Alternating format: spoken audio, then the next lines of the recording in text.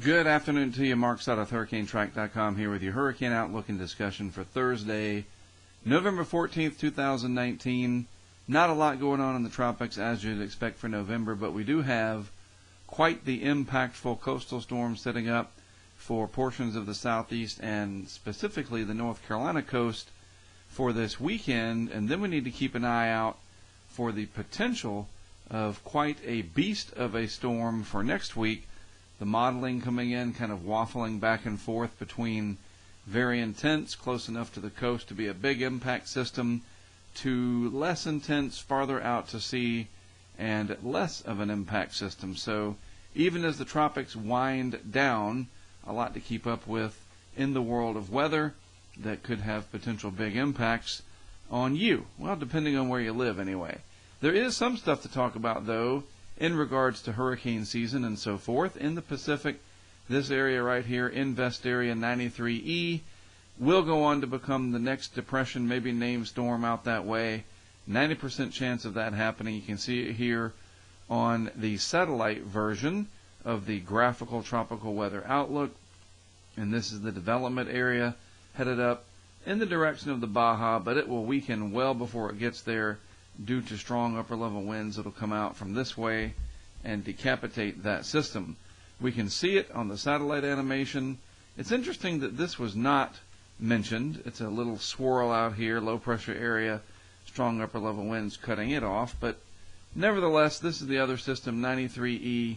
It's really late in the year for this to be having much of a chance. You can already see the upper-level winds tearing it apart, feeding some of that high-level moisture into this upper level low, and a lot of this energy is going to traverse across the Gulf of Mexico, not related to this system, but more this system here, the Gulf, the Atlantic, all this area, very warm, above average, and we're going to get quite the spectacle of a coastal storm right here off the Carolinas, Georgia, and then this will eventually scoot out to sea, but not before bringing one heck of a battering event to portions of the Carolinas.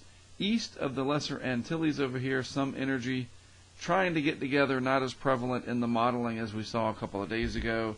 So for you folks down here in the islands, generally speaking, Puerto Rico down through the windwards and leewards, Barbados, Trinidad, Tobago, up through Antigua, U.S., British Virgin Islands, all that area, Dominican Republic, you name it, most of the Bahamas too. Very nice. So all the snowbirds heading down there. If you're already there, you're going to have very nice weather. If you're heading there, let's say from the northeast up here, you got to go through some of this first. So depending on how you fly out, these next few days could be rather stormy getting to your area of paradise down here in the Caribbean. Looking at the vorticity signature, again, the tropics becomes less energized this time of year, a little bit of energy down here, but very overall on the light side. That's what we look for right there when we look for the bundling of energy in the tropics, and that is 93E. It'll go on to become probably the next named storm briefly in the southeastern Pacific. All the energy, well, not all of it, but most of the energy now up here in the mid and high latitudes. And watch over the next few days as we do get energy that will develop here, and it'll resemble a tropical storm with some of its impacts, but it's non-tropical in nature. It'll develop because of the atmosphere and what we call baroclinic processes, and the very warm Gulf Stream that resides through this area will feed that system, and it's going to be a slow mover. So the Outer Banks of North Carolina are going to get quite the pounding here from this system. Now, lower 48 weather, the overall map is generally quiet right now. That big yellow up in Montana is part of the emergency alert system for a child abduction emergency. But over here in eastern North Carolina and in the offshore waters, we do have storm watch, gale watch, etc. And that is the stage being set here for the next few days of quite a potent storm system that will have impacts for the Carolinas all the way up here along the mid-Atlantic states as well, with strong onshore flow. The deal is we're going to have strong high pressure up here in Canada, and then a fairly potent area of low pressure down here off the Carolinas, and that gradient between the two the low pressure and the high pressure, the difference in that, in a hurricane, that pressure gradient is over a very small distance. So with the example of Michael, if you were in the middle of Highway 98 between Tyndall Air Force Base and Mexico Beach, the air pressure got down to maybe as low as 918 millibars. But over in Mexico Beach and in Panama City, the air pressure was 930 millibars or so, plus or minus, depending on where you were. That's only a few miles, and you had about a 15 to 20 millibar difference over a few miles. In this case, and so the wind speeds are much higher because that pressure gradient is over a much shorter distance. In this case, as I'll show you as we go through the modeling, the pressure gradient, thankfully not as steep, and it's going to be over a lot larger area. So high pressure will be up here, low pressure again down here, and it's that distance between the two, but enough of a gradient that, again, that strong onshore flow going to create some problems. So we could just, I was thinking about clicking on that. Well, let's do that. What the heck? I was thinking about things here. So you click on that map from weather.gov, and you get an idea here in eastern North Carolina of the setup. This shading all through here is your storm watch. So storm force winds, of maybe 60 knots or so. So stronger than gale force, but lower than hurricane force. That could still happen, especially in the offshore waters. But you folks down here along the coastal areas of the Pamlico Sound into Craven and down East Carteret counties, Hyde County, Dare County, that could be a big problem. And we'll focus in on this a little bit more. But this is what you get when you zoom in. By the way, I love this tool that's available, and it's just from weather.gov. There it is, cached from a few days ago. It's funny how Firefox does that. So again, most of the map is blank, and most of our attention will be focused on right here, and then maybe in the coming days up here, and I'll expand upon what I mean by that as we go forward. So looking at Twitter, National Weather Service, Morehead City, Newport area, this tweet from 8 hours ago, powerful storm system taking shape. Possibility of 60-mile-per-hour winds for Ocracoke up to Frisco, close to that in Rodanthe. That's where I will be. And even you folks inland along the Highway 17 corridor, 64 east that comes out of Rocky Mount towards the Outer Banks, approaching I-95, which of course is right here, but not quite that far inland. But down East North Carolina, you're going to have some wind problems. Power outages, trees down, leaves, yep, they're still on the trees for the most part. No snow out of this. This is all wind, not temperatures. But, a big impact event, and this is part of what I keep up with. I look at these like the cousins of hurricanes. They are related. They are all cyclones, except hurricanes are tropical cyclones where the energy is bundled over a smaller area, and it's warmer, so forth and so on. And the reason we have tropical cyclones is different than the setup for this system, but the impacts are going to be similar. And this was tweeted yesterday. The coastal flooding could be a real big problem. Now, not a lot of people live out along the Outer Banks in the off-season, but enough people do. They still visit out there. That the areas south of Oregon Inlet, which is right there, used to be the Bonner Bridge. I don't know if they're going to rename it the Bonner Bridge or what. They just put a new bridge there to replace the old Bonner Bridge, but that's the Oregon Inlet. So south of there along the Pea Island National Seashore through Hatteras Island, all the way down to Frisco and beyond, those areas, including down east mainland North Carolina here, the possibility of major coastal flooding, significant flooding. The Neuse River, you remember Florence? Of course you do. Neuse River could get pushed all the way up here.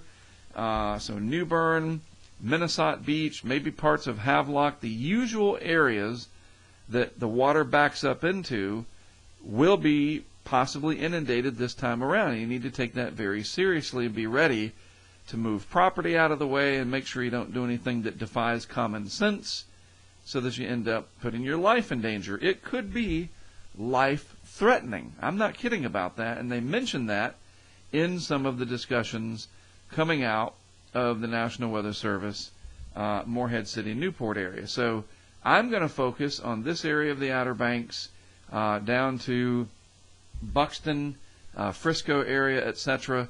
Soundside flooding, and then oceanside with big time waves, 15 to 20 feet.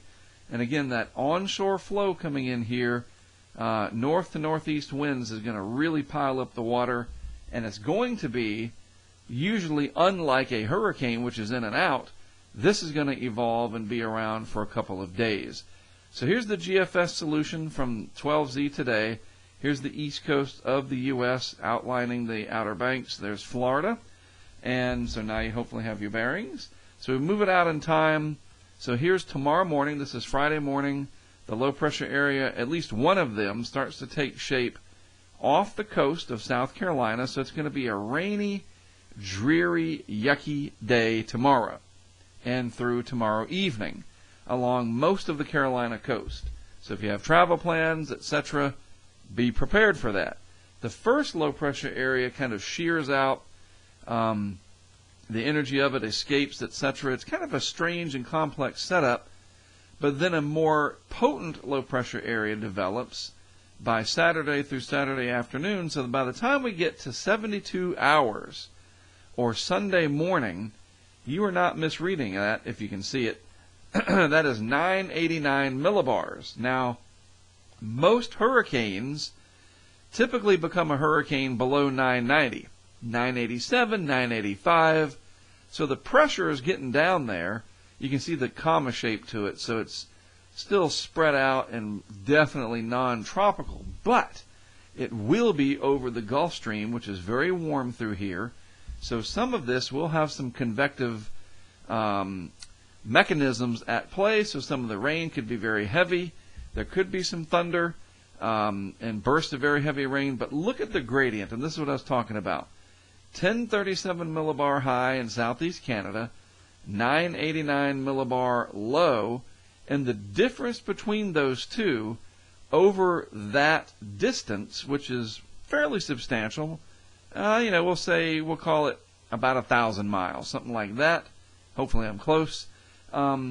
Is close enough between those two pressures that you're going to have this steep gradient set up, and that will impact from maybe southern New Jersey here with some decent onshore flow, definitely the Virginia, Delaware area, and then especially, of course, eastern North Carolina. So that takes us through Sunday morning, Sunday afternoon, and then it moves on out. And then, yes, those strong winds will impact southeast New England, maybe some showers and whatnot, but this will have big-time surf, beach erosion problems for hundreds of miles of coastline and millions of people.